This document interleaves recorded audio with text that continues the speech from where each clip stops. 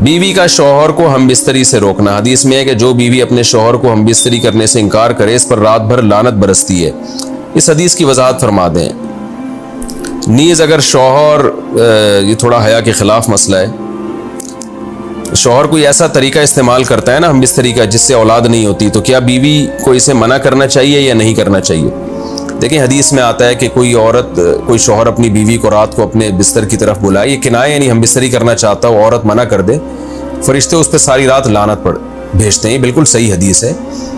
अब हमारे बाद स्कॉलर क्या करते हैं, जब उनसे ये बात पूछी जाए तो वो बात को घुमा देते हैं, सीधी सीधी बात नहीं बताते कि भाई ये शरीयत में मर्द का हक है कि औरत उसको हम बिस्तरी से नहीं रोक सकती, क्योंकि ह्यूमन राइट्स के नाम पे आजकल बहुत तहरीकें चल रही हैं। तो वो भी कुछ लिबरल स्कॉलर्स हैं जो हर वक्त जो है ना कोशिश करते हैं कि ख़वातीन हमसे नाराज़ ना हो जाएं। तो भाई आप शरीयत का हुक्म बताएं साफ साफ, चाहे औरत खुश होती है नाराज़ होती है, बाज़ हुकूक मर्दों के हैं बाज़ औरतों के हैं, तो वो बताने पड़ते हैं। तो इसी तरह औरत का भी हक, मर्द का भी हक ही है कि औरत, अगर मर्द उसको हम बिस्तरी के लिए बुलाता है तो औरत इस्लाम में मना नहीं कर सकती, उसके लिए गुनाह ही।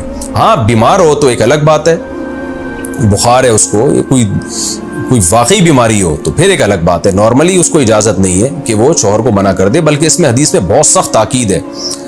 आप सल्लल्लाहु अलैहि वसल्लम की एक हदीस में यहाँ तक फरमाया कि औरत अगर यानी चूल्हे पे हो, रोटी पका रही हो, इस तरह की हदीस का मफहूम है, यानी बहुत बिजी भी हो तो भी उसको अपने काम को छोड़कर शौहर की ख्वाहिश को पूरा करना पड़ेगा। और ये नेचर के भी मुताबिक है, क्योंकि मर्द में जब ये सेक्स की ख्वाहिश पैदा होती है और उसको कुचला जाए तो मर्द बहुत ज़्यादा डिस्टर्ब होता है। ख़वातीन इसमें अपने आप को मर्दों जैसा समझती हैं, वो समझती हैं हमारा इसमें वही हक है जो मर्द का हक है। भाई अल्लाह ने दोनों की डिज़ायर्स में ज़मीन आसमान का फ़र्क रखा है। तो मर्द को बहुत ज़्यादा नुकसान होता है इससे, वो बहुत ज़्यादा मेंटली डिस्टर्ब होता है इससे, क्योंकि अल्लाह ने ये डिज़ायर्स औरत की निस्बत मर्द में बहुत ज़्यादा रखी है, थोड़ी ज़्यादा नहीं बहुत ज़्यादा रखी है। तो मेडिकली ये बात साबित हो चुकी है। तो दूसरा, एक तो मेंटली बहुत ज़्यादा डिस्टर्ब होता है वो, दूसरी बात ये कि फिर उसके गुनाह की तरफ तवज्जो जाएगी, वो हराम कामों की तरफ जाएगा। तो इसलिए औरत को इस बारे में मर्द का साथ देना चाहिए। यहाँ फ़ौरन बाज़ ख़वातीन ये सवाल पूछती है कि अच्छा अगर औरत के दिल में ख्वाहिश हो और मर्द वो ख्वाहिश पूरी ना करे तो क्या मर्द पे भी लानत होती है? तो उसका सीधा सीधा जवाब ये है कि नहीं, मर्द पे लानत नहीं होती। उसकी वजह ये है, दो और दो चार की तरह मैं साफ बात करूंगा। वजह उसकी यह है कि औरत के लिए मर्द की इस ख्वाहिश को पूरा करने में औरत की कोई एनर्जी नहीं इस्तेमाल हो रही, जबकि अगर मर्द का मूड ना हो और औरत का मूड हो तो फिर मर्द अपने आप को प्रिपेयर नहीं कर सकता, इसके लिए बहुत तकल्लुफ करना पड़ेगा उसको। अखलाकी तौर पर तो ठीक है, मर्द को यही हुक्म दिया जाएगा कि ज़ौजा की ख्वाहिश को पूरा करे, लेकिन उस पर शरीयत ने लाजिम नहीं किया है, क्योंकि एक चीज़ मर्द के इख्तियार में नहीं है तो लाजिम कैसे हो सकती है?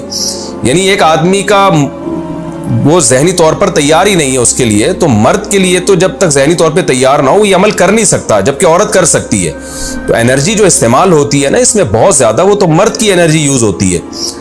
तो शरीयत उसको कैसे पाबंद बना सकती है कि उसके जहनी तौर पर वो मेंटली तैयार से यानी एक अमल कर सकता है? तो ये जुल्म होता है उसके ऊपर कि वो मेंटली तैयार नहीं है और उसको शरीयत कहे कि अगर बीवी आपसे मुतालबा कर रही है और आप मुतालबा पूरा नहीं करोगे तो आप पर लानत होगी। तो वो उस लानत से बचने के लिए अपने आप को मेंटली कैसे तैयार करेगा? बाज़ दफ़ा तैयार कर लेता है, बाज़ दफ़ा नहीं हो पाता। इसका तो दिमाग से बहुत गहरा ताल्लुक है। तो इसलिए मर्द के लिए तो शरीयत ने हुक्म यह किया है कि 4 महीने में कम से कम एक दफ़ा उस पर लाजिम है कि वो अपनी ज़ौजा की ख्वाहिश को पूरा करे। और वैसे जब ज़ौजा में ख्वाहिश हो तो अखलाकी तौर पर मर्द की जिम्मेदारी है कि वो अपनी ज़ौजा की ख्वाहिश को पूरा करे, लेकिन शरीयत ने उस पर वाजिब नहीं करार दिया, क्योंकि ये उसके इख्तियार से ऊपर की चीज़ हो जाएगी। बाकी औरत के लिए इख्तियार है उसको, हाँ बीमार है या मेंसेस हैं वो तो फिर तो एक वैसे ही मेंसेस में हम बिस्तरी जायज़ नहीं है। बाकी रहा ये मसला कि ख़वातीन फिर ये कहती हैं कि इस्लाम ने तो फिर मर्दों को बहुत ज़्यादा हुकूक दे दिए, तो ऐसा नहीं है। अगर ये हक इस्लाम ने मर्द को दिया है तो बहुत सारे हुकूक औरत को भी तो दिए है ना, बहुत सारे औरत को भी तो हुकूक दिए कि जो खुद पहनते हो, जैसा मयारी लिबास खुद पहनते हो अपनी बीवी को भी वैसे ही मयारी लिबास पहनाओ, जैसा मयारी खाना खुद खाते हो हदीस में आता है वैसा मयारी खाना बीवी को भी खिलाओ। तो ये भी तो औरत को भी तो हुकूक दिए। हमारी ख़वातीन जिस वेस्टर्न कल्चर को फॉलो कर रही हैं उस कल्चर में तो ये है कि औरत शौहर को हमबिस्तरी से रोक सकती है, शौहर बीवी को भी रोक सकता है, यानी शौहर भी मना कर सकता है, औरत भी मना कर सकती है। वहाँ दोनों के हुकूक सेम है, लेकिन फिर वो इतने सेम है कि फिर वहाँ मर्द के ज़िम्मे शौहर का औरत के ज़िम्मे यानी मर्द के ज़िम्मे औरत का नान नफ़का भी नहीं है। तो फिर गैस बिजली के बिल भी औरत यानी मर्द के जिम्मे नहीं है। तो फिर खवातीन से लेना है ना वेस्टर्न कल्चर को, तो फिर पूरा लेना वहां से। तो फिर शौहर क्यों गैस बिजली का बिल जमा करा रहा है, बच्चों की स्कूल की फीसें शौहर क्यों दे रहा है, शौहर नानफ़क़ा क्यों दे रहा है? तो जब इस्लाम ने कुछ हुकूक औरत को दिए हैं तो कुछ शौहर को भी दिए हैं, तो इसी तरह से बैलेंस हमारी सोसाइटी में कायम होगा। तो इसलिए ख़वातीन को ये नहीं करना चाहिए, क्योंकि बहुत सी ऐसी शिकायतें आती हैं जिसमें मर्द बहुत ज़्यादा डिस्टर्ब होता है, फिर वो उनकी लड़ाइयाँ होती हैं, तलाक़ें होती हैं। औरत इसको नॉर्मल ले रही होती है, मर्द के दिमाग पे शहवत का एक जुनून चढ़ा हुआ होता है। जब बीवी उसको मना करती है वो बहुत ज़्यादा मेंटली डिस्टर्ब होता है, और फिर वो मारधाड़ तक नौबत भी आती है, फिर वो तलाक़ों तक नौबत भी आती है। तो ये बहुत गलत चीज़ है। हमारे नबी सल्लल्लाहु अलैहि वसल्लम ने जब औरत को हुक्म दिया है कि मर्द की ख्वाहिश को, अपने शौहर की ख्वाहिश को पूरा करे, तो इसी में खैर है। औरत को चाहिए उस वक्त चाहे दिल ना भी चाह रहा हो, अपने शौहर की इस ख्वाहिश को पूरा कर दिया करें। उसके वक्ती तौर पर तो आपको नुकसानात नज़र आएंगे, लेकिन लॉन्ग टर्म में उसके फ़ायदे हैं, इससे घर में फ़ायदे हासिल होंगे और इस्लाम की मान के चलने में ही औरत के लिए खैर है। रहा यह मसला कि शौहर अगर कोई ऐसा तरीका इख्तियार करता है हमबिस्तरी का जिसमें वो औलाद को रोकता है, तो इसमें यह ज़रूरी है कि बीवी की परमिशन हो। वो औरत की परमिशन के बगैर ये काम नहीं कर सकता। तो क्योंकि औलाद दोनों का हक है, औलाद को रोकने के लिए दोनों की परमिशन होगी तो औलाद रोकी जा सकती है। अगर दोनों में से एक की भी परमिशन नहीं है तो फिर औलाद रोक नहीं सकते। दूसरी शादी को मेंशन करना लाजिम है। क्या दूसरी शादी में निकाह नामे में दूसरी शादी का लिखना ज़रूरी है, या दूसरी शादी के वक्त दूसरी शादी का बोलना ज़रूरी है? आरिफा सुल्ताना इंडिया से। नहीं जी, ना लिखना ज़रूरी है ना बोलना ज़रूरी है।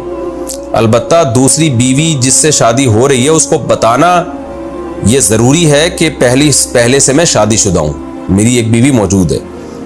इस सेंस में ज़रूरी है कि अगर आपने नहीं बताया तो इसके साथ धोखा है, और धोखा इस्लाम में हराम है। निकाह तो हो जाएगा, आप बताएं या ना बताएं, निकाह तो नाम है इजाब व कबूल का, वो तो हो जाएगा, रजिस्ट्रेशन भी हो जाएगी उसकी पाकिस्तानी कानून में। लेकिन उसमें अगर आपने दूसरी बीवी को नहीं बताया कि मेरी पहले से मौजूद है, तो ये धोखा बहरहाल है और धोखे का गुनाह होगा। बाज़ लोग दूसरी शादी कर रहे होते हैं और उसको बता नहीं रहे होते कि मेरे निकाह में पहले से बीवी